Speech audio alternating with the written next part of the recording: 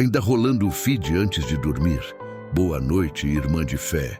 Antes de repousar, agradeça a Deus pelas bênçãos de hoje. Agora medite em Salmo 4:8.